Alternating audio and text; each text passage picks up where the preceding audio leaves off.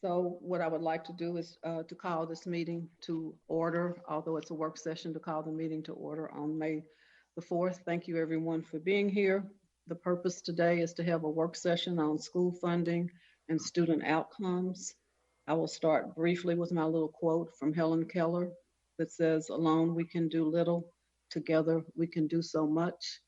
And I'm using that to thank people at the beginning of the meeting for all that everyone is doing as we work through the coronavirus.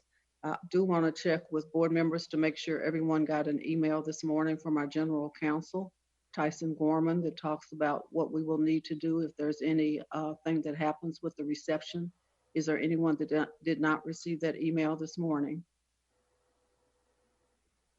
Okay, hearing none. It's my pleasure at this time to turn it over to Dr. Polio to conduct the work session for us. And at the very end, I will call for a motion to leave the meeting. So thank you.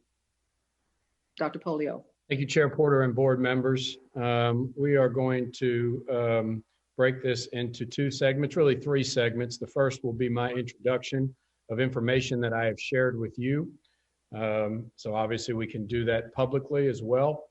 Then Dr. Kolb is going to provide some more information, a presentation that he has that I think is very compelling about revenue in JCPS and its impact on student outcomes.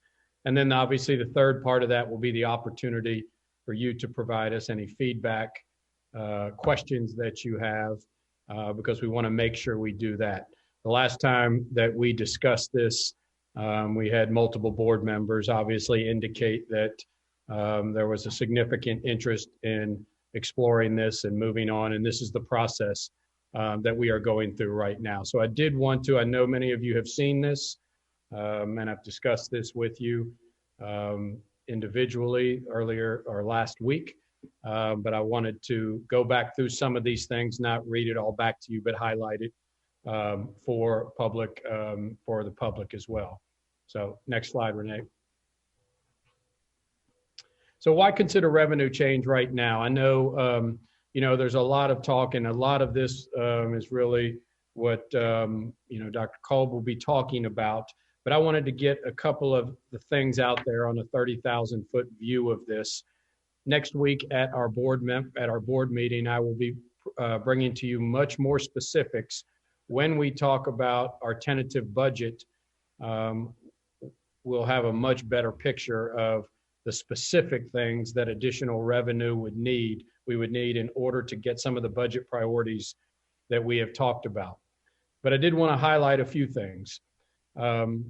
First of all, and we will talk a little bit about how we compare to other districts right now. But if we look at two major buckets, one being student supports and the other being facilities, and how any additional revenue or investment in JCPS will impact each other. First of all, when you look at us in relationship to other counties, I think that we will compare ourselves to, we will specifically see that we are on the low end of our tax rate for property assessment per $100 of assessed value. And I think every one of us would say our student need is greater than any of these districts around us. From our special populations to school turnaround, to the social supports, the mental health supports, the safety, the security, all the things that we talk about, English language learners, special education. If we're going to meet the needs of our students, we have to find more ways to increase revenue in order to do that. Specifically looking at, as we talk about our AIS schools, or what the state would call our CSI schools, if we are going to invest in those schools for school turnaround, we have to be committed to doing and looking for additional sources of revenue. We'll talk also next week about some of the cuts that have to go along with that we've done in order to repurpose funds to schools. And I think that is extremely important as well. But that can be, when we talk about our budget priorities and the things that we know, and board members, you have identified in our budget priorities, and you have been exactly right about what those priorities are. We are in a financial situation right now, fiscal situation, where we are able to make it through, where other major districts have been greatly impacted by coronavirus, that we have not had to make major cuts. But that could be very well on the landscape for us, that we have to be cognizant of as we're looking at this. We also know that when students left us with significant trauma, impacted by poverty, impacted by food insecurities, without a doubt, we know that 750,000 students or 750,000 meals have been served already since the beginning of this crisis. We know housing insecurity is an issue. All of these will be brought back to school when we return, and I believe they will be magnified, and we have to be ready to meet the needs of our students if we are going to change these student outcomes. And then the second bucket I would like to talk about is facilities. We know that we have talked about for years the need for facility change in JCPS. And I know I don't need to go back through them all with you again. Fortunately, we're doing things like changing so that the third floor in Shawnee today was being worked on and renovated. So we are correcting those. But we have 35 schools at the end of life. I believe we are close to a breaking point where we will not be able to sustain our current facilities with the bonding capacity that we have right now. All we were able to do with our bonding capacity, yes, we took a big step last year in building 4 new schools and renovating Shawnee. But with our bonding capacity, we will not be able to do more than that, with the exception of 4 to 5 renovations a year is the most that we will be able to do. And I know we will begin to see more and more situations like the football stadium at Ballard High School that had to be condemned and torn down. And I believe we are getting to a point where if we do not take action on our facilities, we won't have the funds like we did with Ballard to fix their football stadium. And I really am concerned about how that will impact students and this district in the years to come. A big issue with this, and I know with the coronavirus crisis and the economic downturn, that this is a major challenge for board members to wrestle with right now under the current economic situation. Unfortunately, if we do not take advantage of the window that is right now, the next opportunity we would have to take advantage of it would be 2022. The next general election is in November of 2022. That would be our next opportunity, which means the first funds we would see from any increase for facilities would be early in 2023. We know with about a 30-month turnover by the time that you approve projects to the time they're open, we are looking at close to 6 years before we would be able to do anything significant facility-wise to change outcomes for students. You know, I've said often that we can have great instruction in facilities that aren't great, and we can have poor instruction in great facilities. But research is very clear about the impact of facilities on learning and student outcomes. And you will see on the list of districts that I show in just a minute, those that have invested in their students and the difference in their facilities. I'll point out Fayette County multiple times. I'm not picking on Fayette County at all. I'm actually saying they have taken steps in the past decade to make sure that they are able to build 10 new schools out of 40 schools, approximately 40 schools in their district. Excuse me, they have 40% of our student population. I don't have the exact number, but 10 brand new schools. We are at a point, I believe, that if we don't do that, we will have significant challenges that we will be wrestling with in the near future. So as we go to the timeline, I just wanted to recap so that we once again know this is not something that's brand new, that we haven't talked about this. This goes all the way back to 2017, our first board work session. I think we only had about half of the board members at that point, but well, maybe 3 new ones since then. But you can see it goes all the way back to 2017, our first discussion of this. I also want to point this out. So this is a reminder. In the spring of 2017, the Kentucky Department of Education came and did an audit. When we received that audit back in 2018, in the spring of 2018, May to be exact, nearly 2 years ago, almost to the day, a couple weeks back, there was a portion of that audit that criticized the Jefferson County Public Schools and the Board of Education, and I believe rightfully so, for not exploring additional revenue and not taking the 4%. And that's what's caused our $1.2 billion need in facilities. So a lot of this plan kicked into action as a part of our corrective action plan. We will be audited in October. Next board meeting, next Tuesday, I'll be providing you an updated corrective action plan, and I am confident in the results. But as superintendent, it is my responsibility to take action on every single deficiency that the Kentucky Department of Education identified in that audit, as we have done. And this is one of those.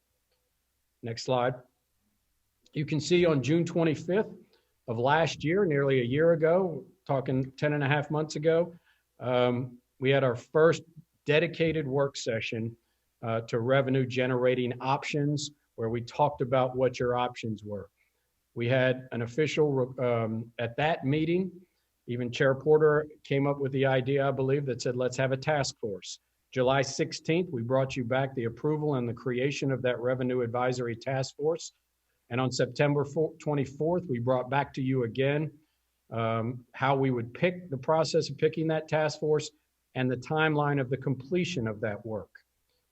Next slide, you can see October through December, the advisory team met 5 times.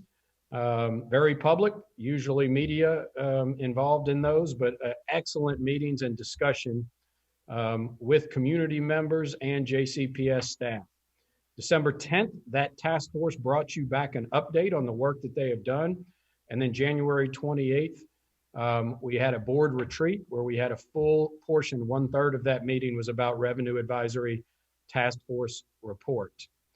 And then February 26th, State of the District address. That was when I was very public about the needs of this district. And I know right now, at that time, we weren't facing the economic crisis we're in, but I also know things have not changed at all. And I think it's my responsibility to stand up for our students and say what we need in this district. And it was very clear in the State of the District address that we were not doing what we need to do to support our students and provide the supports they need, both wraparound service, instructional supports, and facilities. On April 21st, a few weeks back, we had another work session where we talked about this, where board members, several of you, expressed the desire to continue to move forward down this pathway. And I know Dr. Kolb will probably talk about this a little bit, but I don't think we can share this enough. Our current total real estate tax rate, that's per $100 of assessed value, is 73.6 cents per $100 of assessed value. And you can see how that compares to surrounding counties and including Fayette County, which I talked about a little bit before. And you can see that I believe that's 7.4 cents behind Fayette County per $100 of assessed value. They have stepped up, done this work multiple times, and you could easily drive to their facilities and see a difference in facilities from Fayette County to JCPS. It has been noted that we have an occupational tax that is slightly higher than Fayette County, and that is true, but we are only one of a few districts in the entire Commonwealth who does not give a utility tax. So I do want to note that as you see on the list, all the others that have that utility tax, Jefferson County does not have that utility tax. But you can see where we line up on counties surrounding us, and I think it clearly makes a difference in student outcomes. And so once again, I shared with you this, and we took some liberties with this. The bottom, as I told you, is the restricted nickel, and that essentially would add 5.6 cents to that property real estate assessment per $100 of assessed value. It would give us $41.3 million to our building fund. And then all of that in a restricted nickel must go to capital projects. So you can see what that would do to our bonding capacity. And remember, bonding capacity is how we build new schools and significantly renovate new schools. It does not necessarily come from the general fund as a common misconception is that if we took a few steps internally with the general fund, we could build new school buildings. That's just not the case. It comes from bonding capacity. And that's what that third column is. The upper portion of the chart is if we added a cent to our property assessment, and it aligns right with the restricted nickel. But as you can see, for each cent, about $7.3 million would be added to the general fund. The positive about that, there is flexibility for both facilities and for student support. And you can also see what that does if, which I would recommend, that if we take the top option, that we make a board policy that dedicates a certain percentage of it to our facilities, construction and renovation, and how that impacts our bonding capacity. So we just took the liberty for you to see that if it were 25% of that, what would that impact be? So as I told you, 6 cents, actually 7 cents would still put us behind Fayette County, below Fayette County in our property assessment rate, but you could see what it would do. 6 would be 44.2 million, 7 would be 51.5 million. And then you could see how that, if 25% were allocated to capital projects, what that would do to our bonding capacity. And I do want to note, right now our bonding capacity is about $260 million, which seems like a great deal. But in the context of what you will see to build new schools, $260 million will not provide us with even close to what we need. And it's not comparable to the capacity of other large school districts that have done well with their facilities and rebuilt facilities. So the 507 or the 534, and if you put 50% of it, it would even increase that more. But you can see how that will impact our bonding capacity. So that is a simple chart on the recommendations that could come from these investment options. And this is just, once again, to look at our renovation costs.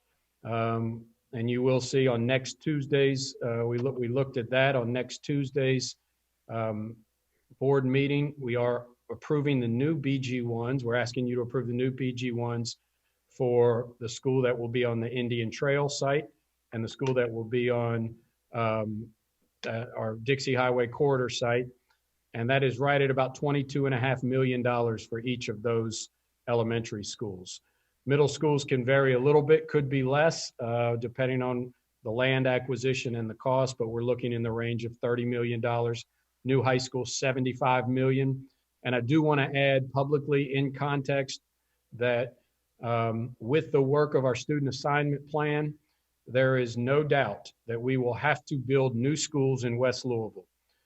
If we, and I will say this, we need to do that whether we have a new student assignment plan or not.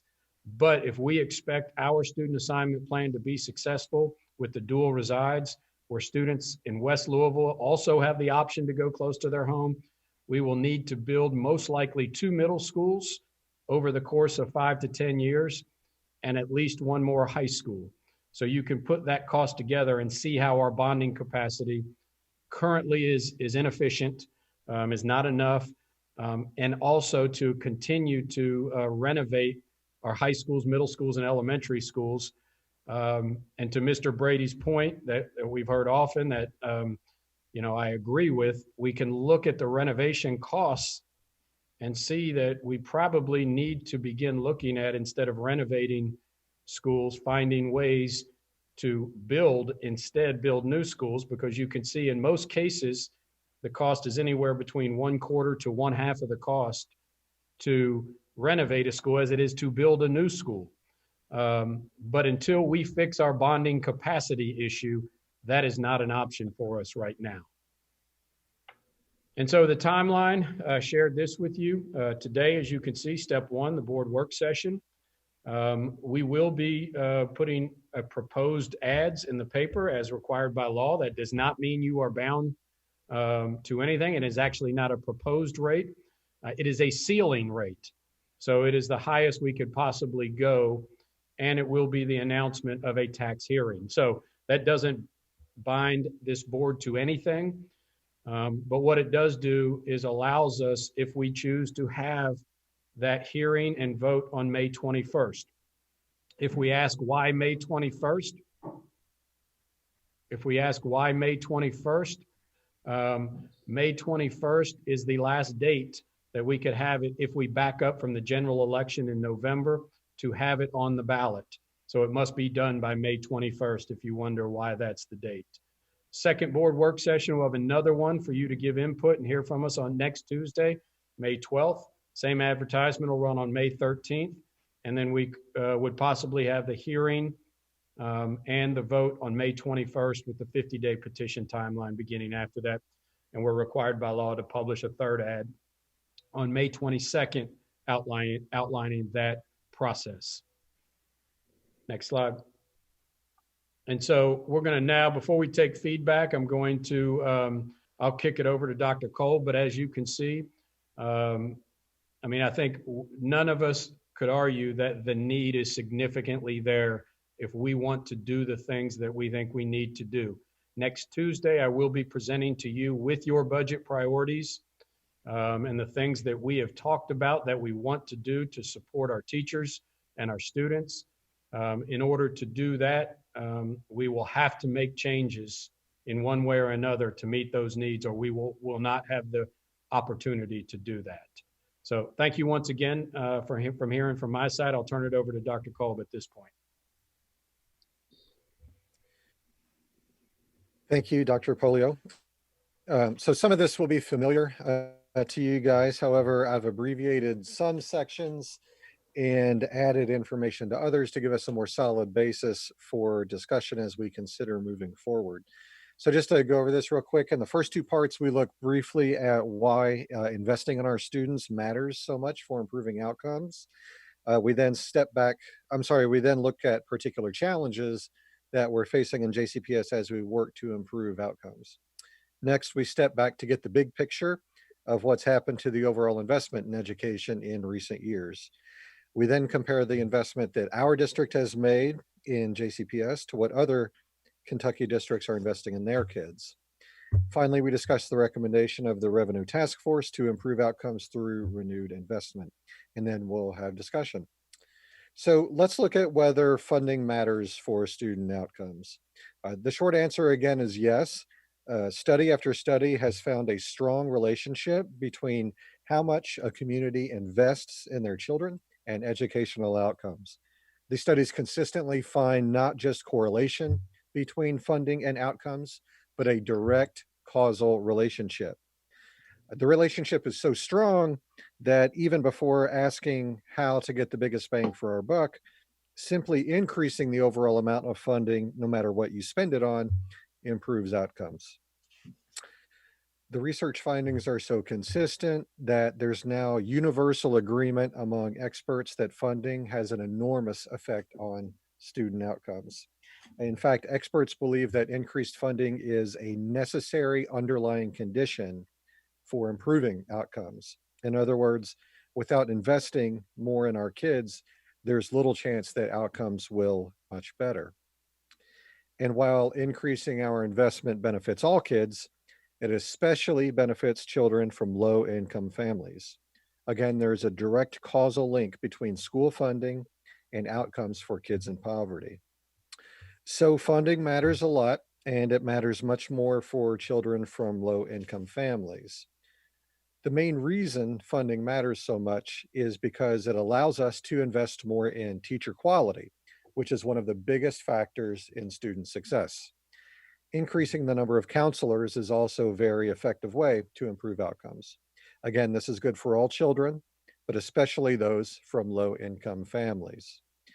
We can't just put the burden for improving effectiveness on teachers themselves, however, because there are many system-wide factors that have a huge influence on how effective a teacher can become. In particular, we have to increase the number of teachers to get smaller class sizes. Reducing class size has a large, positive, and direct effect on student success, especially for kids in poverty. Increasing the number of teachers to get smaller class sizes also directly improves teacher morale, student attitudes towards school, and relationships between principals and teachers. In other words, more teachers leads to significant improvement in school climate and culture. And we hear Dr. Polio talk all the time about school climate and culture because of this top fact here. Cohesive school environments can completely overcome the negative effect of poverty on student outcomes. So, adding more teachers must be a core element of any strategy to improve outcomes. And as you might expect, teacher pay is a huge factor in whether or not we can attract and retain teachers. Higher pay increases the number of people who apply to be teachers and also improves teacher quality since hiring can be more selective. Again, higher teacher pay has a positive effect on all students, but especially students from low income families. Besides, in the world of NTI, I think a lot more people agree with these sentiments these days. I know I sure do. So let's look at some of the challenges we face as we think about hiring more teachers, counselors, and other staff that support students. One of the biggest challenges is that teachers are paid significantly less than other college educated workers. This is called the teacher wage penalty. This graph shows how much teachers make compared to other college graduates. You see that over the last 30 years, teacher wages have steadily declined. Over the last 15 years or so, the earnings of college graduates who are not teachers have increased in percent, but teacher earnings have decreased 3.5%. In fact, the teacher wage penalty hit a new record in 2018, and teachers now earn 21% less than other college grads. And the teacher wage penalty in Kentucky, which is pointed to by these orange arrows on this slide, is significantly worse than the national average. The wage penalty is one of the main reasons there is now a critical teacher shortage that is getting worse every day. The black line, the black line on this graph represents the number of teachers needed in the United States, and the blue line is the supply of teachers. Within 5 years, the US will need about 200,000 more teachers than will be available, meaning that the competition to hire teachers will be fierce and districts with higher wages will have a big advantage. Teacher wages also have a significant effect on our ability to retain experienced teachers. Given the wage penalty and teacher shortage, it's not surprising that teachers are becoming less experienced on average, which has a negative effect on the quality of instruction. So let's see what's happened to overall funding in education in recent years as we think about investing in improving outcomes. As you know, most education dollars come from the states, which has been bad news for Kentucky. Since the recession in 2008, Frankfurt has cut education funding almost 16%. Many states have increased their investment in education since 2008, but only 2 states have cut education more deeply than Kentucky. Here we see the seek per pupil guarantee steadily declining since 2008. Even though SEEK is a form of state funding, a portion of it comes directly from local money. In addition to the overall decrease in SEEK, our local contribution has increased. In fact, the local contribution has gone up more than 23% since 2008. This has certainly been the case for Jefferson County. Here you see the overall decline in SEEK as well as the growing share of our local funds represented in light blue. Here's our local contribution as a percentage. The light blue bar is steadily getting bigger versus the shrinking dark blue bars representing our declining state funding. So while each kid technically gets $4,000 of base state funding, 1/3 of this so-called state funding is actually our own local money disguised as state funds. In hard numbers, our SEEK funding is down almost $70 million since 2008. So even if we take the optimal 4% revenue each year, it's like we're pouring water into a container with holes in the bottom that drains faster than we can fill it. On top of this, state legislators have cut many other crucial education programs, including family resource and youth service centers, extended school services, and pre-K. And as you know, in 2018, Frankfurt cut all funding for textbooks and teacher professional development. If anything, things are even worse at the national level. As you know, a lot of federal funding comes through Title I, which helps fund high poverty schools, and IDEA, the Individuals with Disabilities Act. The federal government has consistently failed to fund Title I.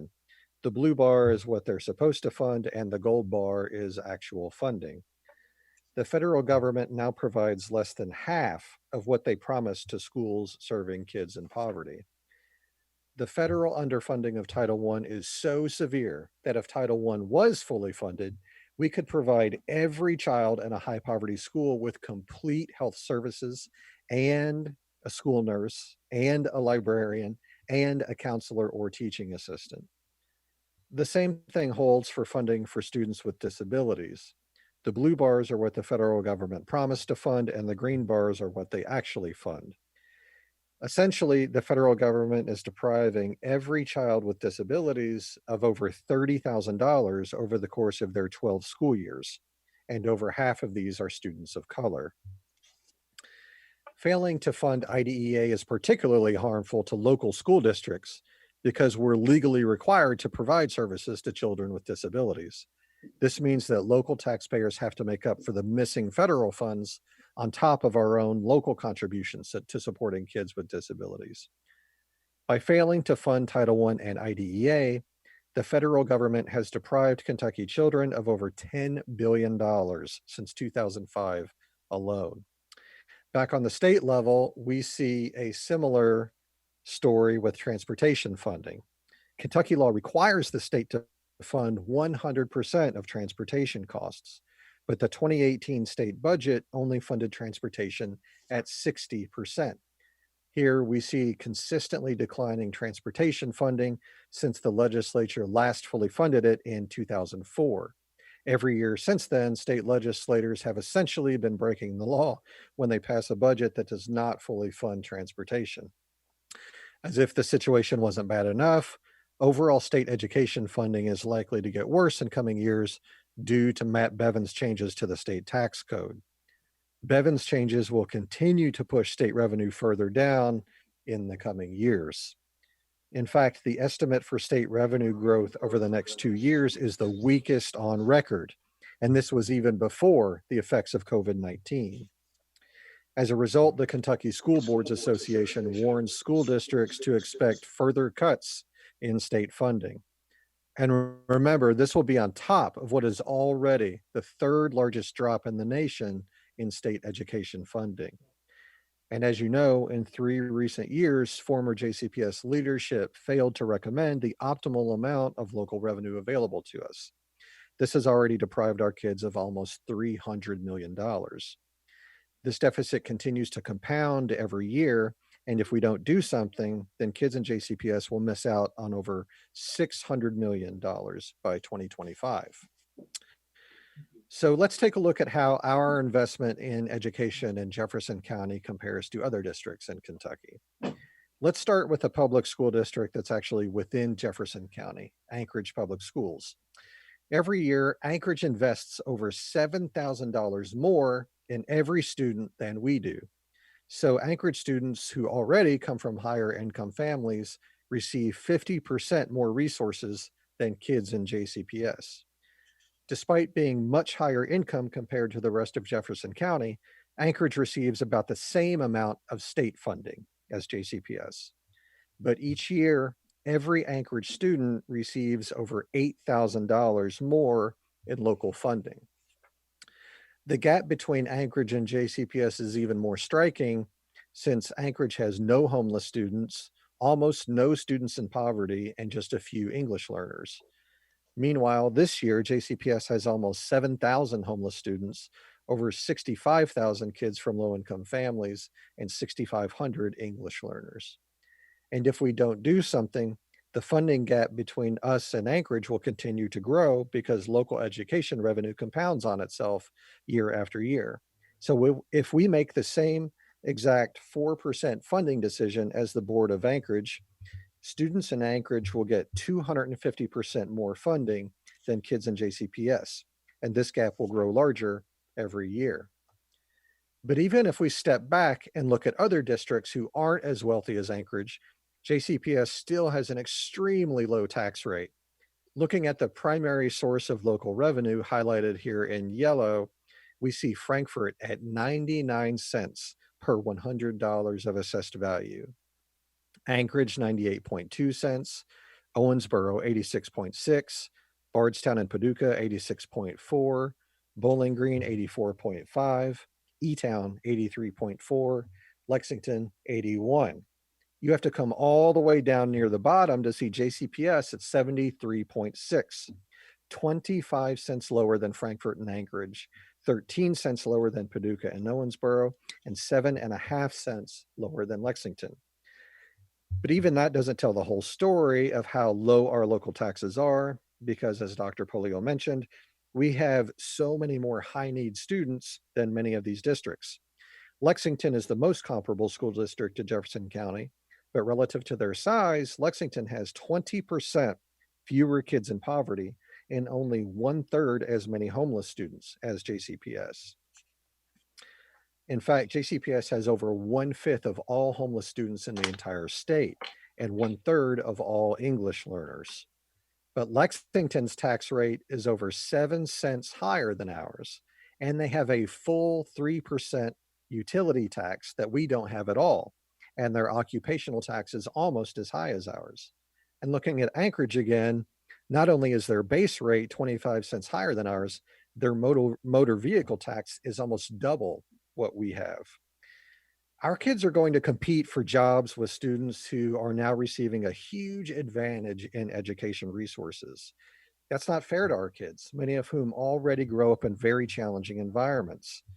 Every day that we don't act, we're putting our kids further behind the 8 ball. So we have to look ourselves in the mirror and ask if we're willing to invest in our kids to give them a fair shot in life. So what are we going to do so our kids have just as much opportunity to succeed as kids in other parts of Kentucky? The Revenue Task Force that met last fall arrived at 4 possibilities. First, we can move up this list in yellow so our rate is more in line with places like Frankfort, Owensboro, Bardstown, Paducah, Bowling Green, and Lexington. Second, we can create a utility tax. Third, we can do some combination of the first 2 options. Fourth, we can leave things the way they are. The task force strongly recommended the first option of moving up this list in yellow so we are not so low in compared to other places. The task force identified several reasons for this. First, our current rate is much lower than comparable districts. Second, this source would give us the flexibility we need to improve equity. Third, the nickel can only be used for capital projects and would not free up enough money to improve instruction, recruit and retain quality teachers, or increase equity programming. Fourth, we can still dedicate a substantial portion to the capital outlay fund, which will significantly increase our bonding capacity. As you know, we have not built a new high school in over 50 years, and we have more than 30 school buildings at end of life that we could have to take offline at any moment. But we don't have to accept this. Instead, our kids could go to school here or here or here. But there are even more reasons that moving up this list in yellow makes sense. A fifth reason is that this source responds directly to a criticism of JCPS made by the Kentucky Department of Education in their recent audit, so it will help us avoid state management. A sixth reason is that source is built into base funding, so it compounds on itself year after year. Not only will this provide more resources to kids in the future, it will help us recover some of the hundreds of millions of local dollars we've lost in the last 9 years. Finally, this source goes easier on low-income people who are less likely to own property, and when they do, their property value is lower. Over and over again, the Revenue Task Force came back to this: equity. Increasing this source of investment gives us a much better chance to significantly improve student outcomes, especially for children from low-income families, African-American students, kids with disabilities, and English learners. Over half of our students are in one of these groups. So if we want to improve JCPS overall, we have to invest in these learners. Only this source allows us to do this effectively. Right now, our kids are at a disadvantage because we are very far down on this list. Personally, I don't think it's fair that our kids don't receive the same support as other students in Kentucky. I believe our kids deserve an equal opportunity to succeed. So here's all the research that went into this. I'll spare you from reading all the references to you. And Madam Chair, I believe we are now ready for discussion.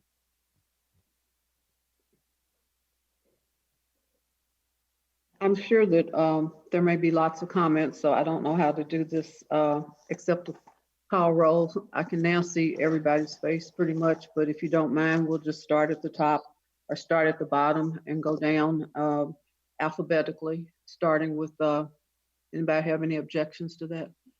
And our goal is to be finished by 8 p.m. So I'll start off with Mr. Brady. Any questions or comments, sir? I just had one question. Back on slide 42, there was a statement talking about how the statute, Kentucky state statute requires transportation being funded at 100%.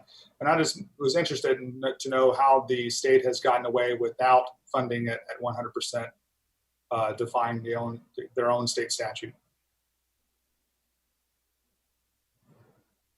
Does anyone know the answer to that? No, I don't. All right, well, something that would be interesting to look into to find out how that's possible.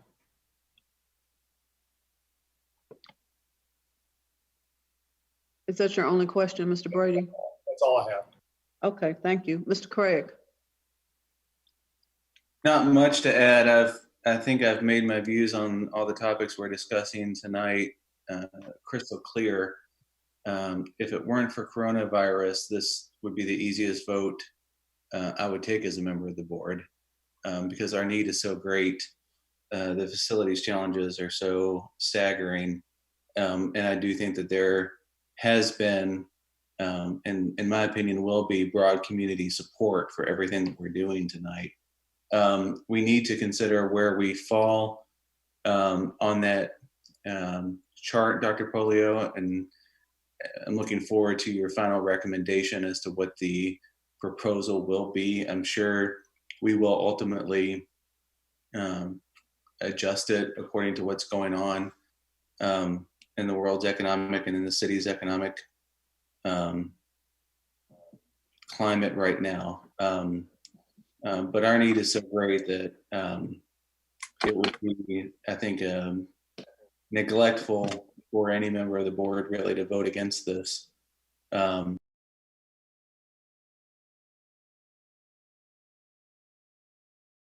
Absolutely, we'll be voting yes on it when it comes to us. Thank you. Thank you, Mr. Craig. Ms.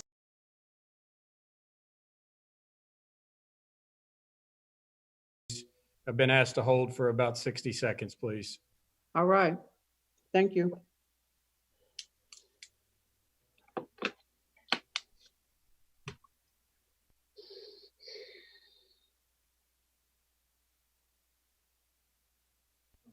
Okay, we are back up. You may proceed. Ms. Duncan, you're next. Well, this is very difficult because of the timing of all of this. This kind of increase hits our older citizens the hardest, the ones who are older property owners whose income is not rising, and it, that's the demographic I worry about with this. Given our situation with the coronavirus and an employment situation and the question mark about how families will be able to hold on to their homes. This $44 million projected earnings in this, this percent that we're asking for. If that doesn't come in, if we don't get 44 million from that, does that affect the bonding capacity then? I mean, there are a lot of people who may lose their homes during this time period. So that 44 million is a very optimistic number.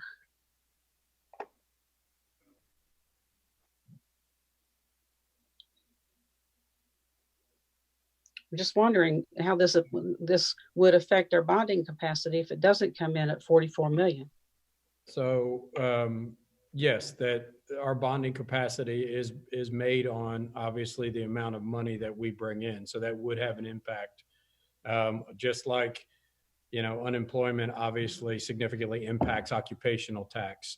So at next Tuesday's board meeting, we're going to provide you, we wanted to get it sooner. I apologize, Mr. Brady. We've just been struggling to get it all together and ensure that it's accurate. But that will also significantly impact our bottom line as well. So yes, that can have an impact. I don't know if Cordelia's out there and wants to add to it. But I think that, yes, that will have an impact on it. That's kind of my big Let me concern. add this, Duncan. It will have an impact on our bonding capacity either way. So if we do nothing, it will have an impact on our bonding capacity. No, that's true. I would hope that when we talk about this, when we promote this, we would promote this with the 6.5 cent approach rather than percent approach. I know when it goes on the ballot, if it goes on the ballot, it has to be, whatever that percent is. But I think we stand a better chance if we talk about the actual cents difference we're asking for people to consider. But anyway, that's all I have. Thank you. Thank you. Thank you, Ms. Duncan. Dr. Chris?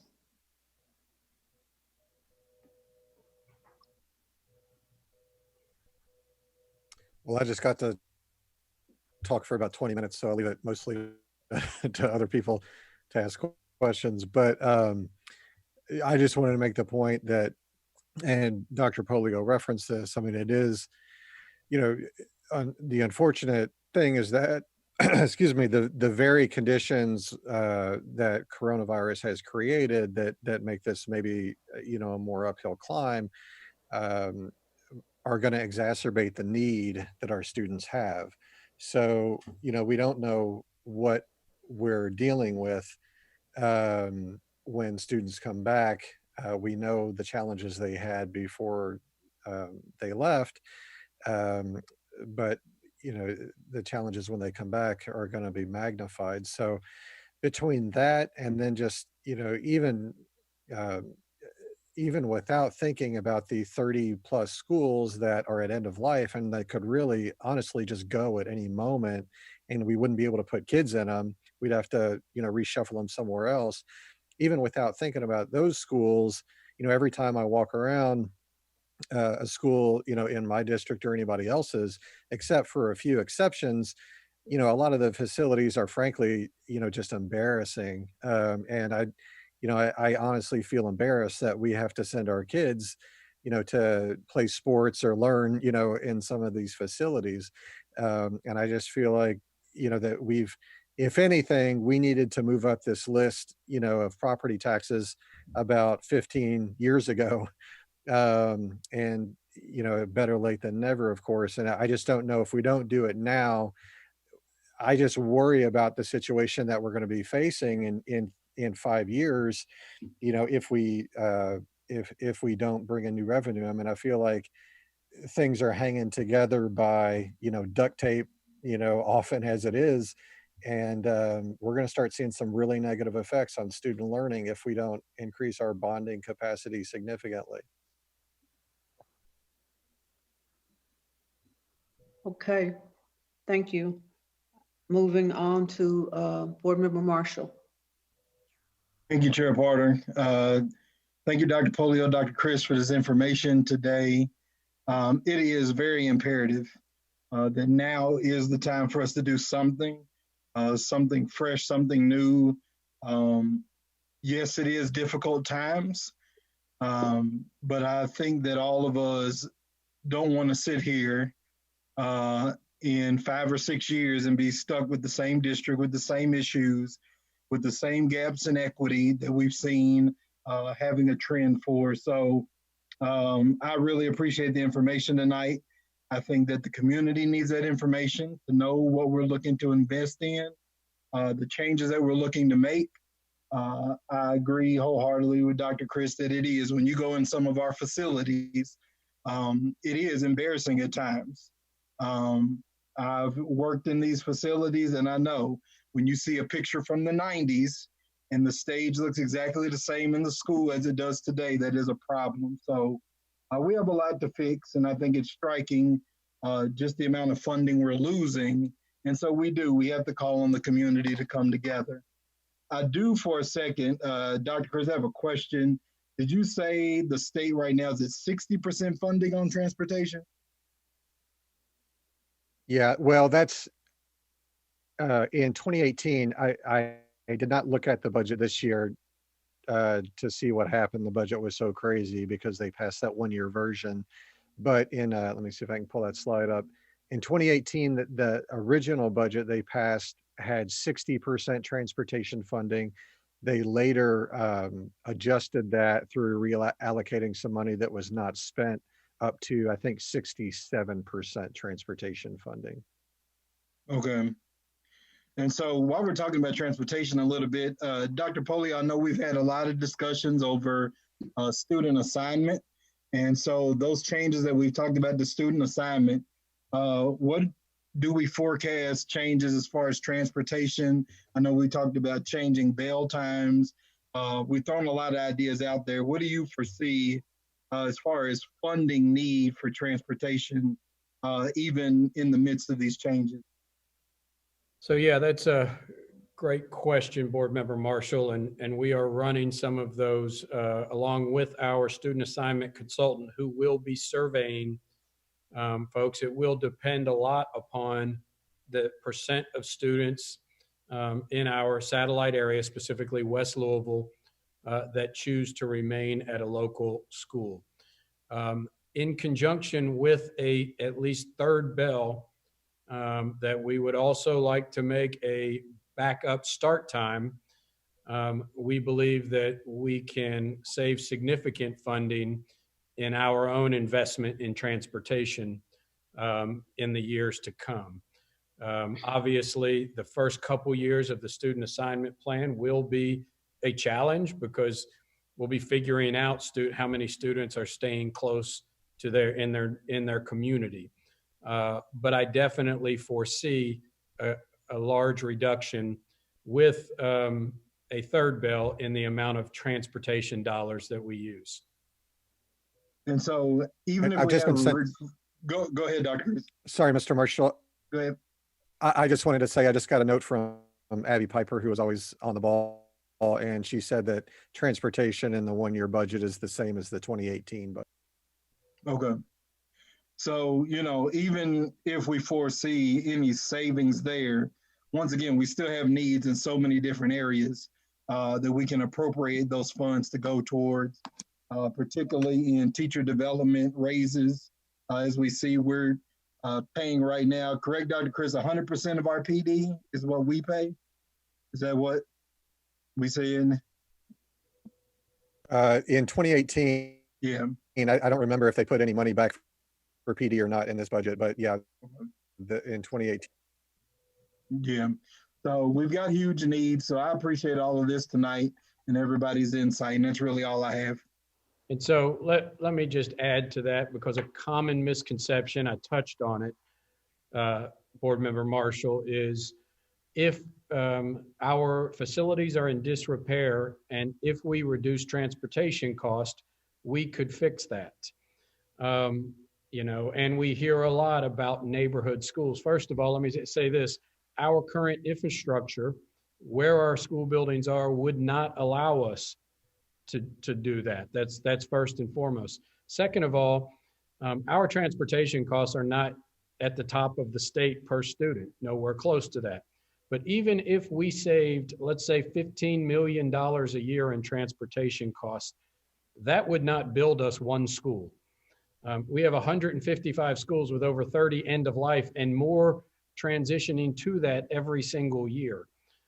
So if we just took the steps of saying greatly reduce transportation costs by 15 million a year, we would be looking at 30 years before we would replace all of the schools that are on the end of life list. And clearly we would have several dozen more by that time. And so that's the important thing to remember is our facility crises is not going to be changed by anything we do around transportation costs. However, I do believe we should be very cognizant of that and do everything we can to reduce our transportation costs.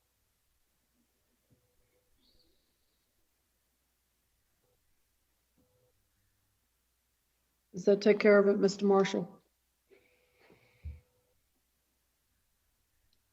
Mr. Marshall, Who's him? does that Yes, take care ma'am. of everything for you? I'm good. Thank you so much. Okay, thank you. Pastor Shul?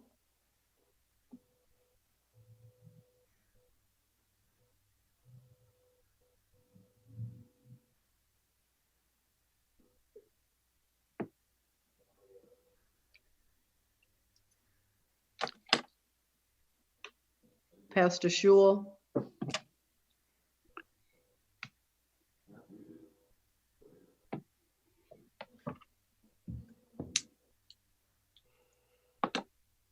Can you hear me?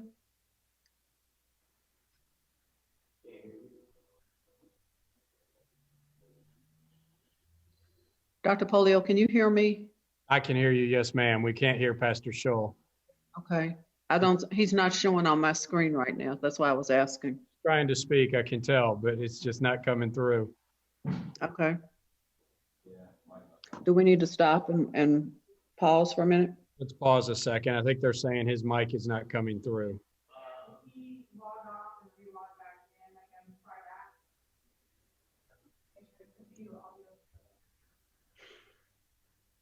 Pastor Scholl, they're saying that your mic is not on and try to reboot. So Ms. Porter, if we could give him a couple minutes, we'll pause and allow him to try to reboot and see if it kicks his mic back on. I apologize for these problems. This is definitely the challenge in running virtual meetings. That's fine. And I think, Mr. Craig, it looked like yours might have cut off. Would you like to, while we're doing that, recap your thoughts? I'm fine, Dr. Polio. I think everybody knows what my thoughts are. I'm voting for it. Okay, I apologize. It didn't come through that you were off at the time. And so I guess we're getting you must have been off. All right, Pastor Scholl is back with us. All right, can you hear me now? Yeah. Okay, great. I'm sorry about that.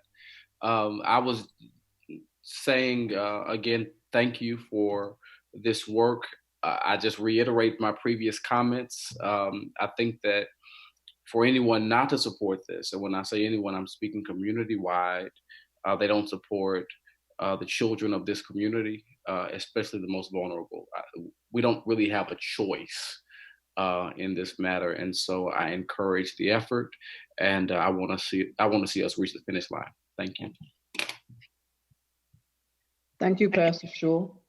I have a few comments. First of all, I want to thank the Revenue Task Force that was chaired by Dr. Chris and co-chaired by James Craig for the work that you did. The meetings were very interesting, exciting, and a lot to learn. So I thank everyone again for the work that you did. I want to ditto the comment about transportation that we continue to hear, that we have heard over the years. It's not about getting rid of the buses. It's about the safety of our children. even if there were no schools, no children that were moved to other locations, we still need buses to transport our students for the safety of students that are in the district. And I think that's a misconception that we've had for a very, very, very long time. So I just wanted to talk about that. And Dr. Polio, I think you did a good job about talking about holding all students close to neighborhood schools, because I've looked at this some years before, and it would require a lot more building in the district that I represent. And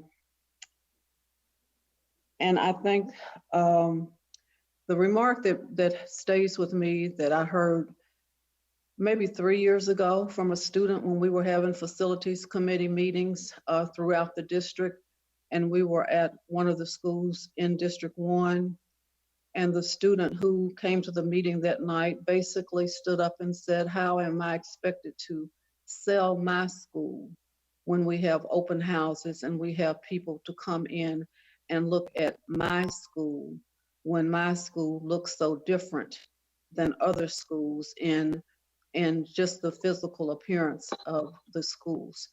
I agree that there is much work to be done. No one anticipated the coronavirus, and the reality of it is that when it goes away, the need will still be there. So I do support this also. I have had an opportunity to listen in on conversations from other school districts who are doing similar things. And although it seems like not the right thing to do, those districts that have started, like we have started the work and done the homework, they're going to move forward with their vote also. So I don't want us to feel that we are alone, that we are trying to represent our district, and that other communities and states and districts are trying to do the same. Dr. Polio, would you like to bring us to closure? So yes, ma'am. Thank you very much, board members. Once again, this is, I know we feel like we're continuing to bring you together to talk about the same thing over and over. We've done that many years, for now.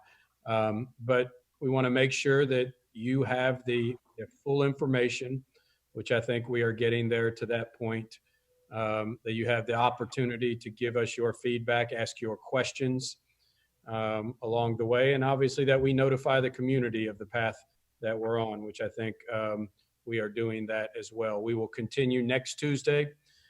We will have one more session and one more opportunity to publicly discuss this prior to any recommendation. But I appreciate your feedback, and I appreciate the commitment that you have to the students of Jefferson County. It clearly shows, because I know in our current environment, this is a much more difficult, it's always a difficult decision. It's even much more difficult now. So I think Dr. Kolb had something he wanted to add. Just quickly, Dr. Polio, what's the plan for the ceiling rate that we're going to advertise starting tomorrow? Yeah, we were seeing what feedback we got tonight before sitting down and putting anything around that. Our initial thought is to go right. The ceiling would be where Fayette County is at this point. Okay, I mean, I would, I mean, I don't know. I would, given that we're setting an absolute limit on this, I would recommend going higher than that, with the, recognition internally that, we may end up well below it. But I don't know. Yeah, I don't know. I just worry about taking options off the table that we may want to consider. Okay.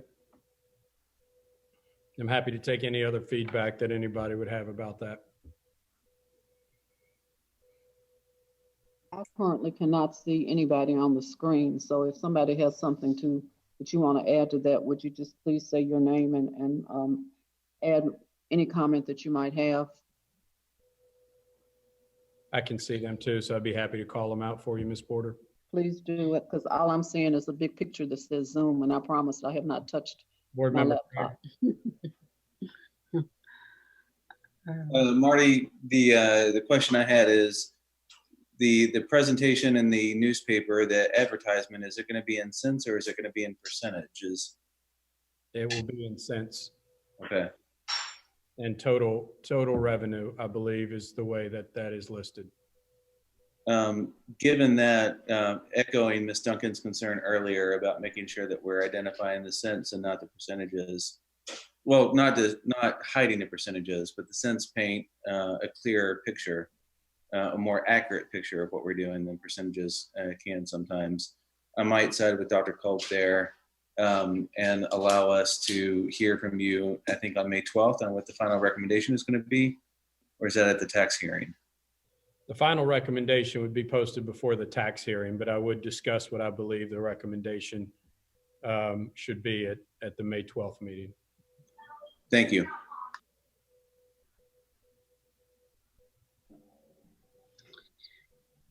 I was just going to say, I think the ceiling that has to be stated, probably I would feel more comfortable with Lexington, using Lexington.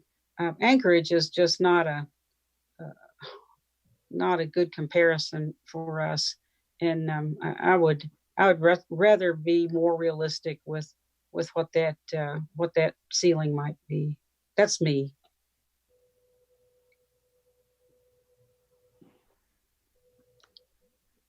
Other comments?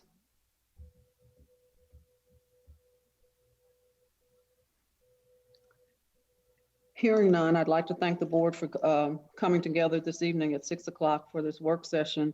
I have been asked to adjourn this work session. So the good bad news is I can only see partials now, not anybody totally. So is there someone that wants to make a motion to adjourn? Would you please say your name?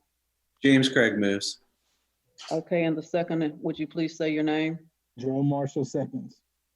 And I was going to tell everybody to wave, but since I can't see you, I can't do that now. So all those in favor of adjourning quickly, Mr. Brady, yes or no? Aye. Mr. Craig? Yes. Ms. Duncan? Yes. Dr. Chris? Yes. Board Member Marshall? Yes. Pastor Shaw? Yes, ma'am. Diane Porter? Yes. We are adjourned at 7:07 p.m. Thank you, everyone. Have a good evening and be safe. Thank you. Thank you. Thank you. The same.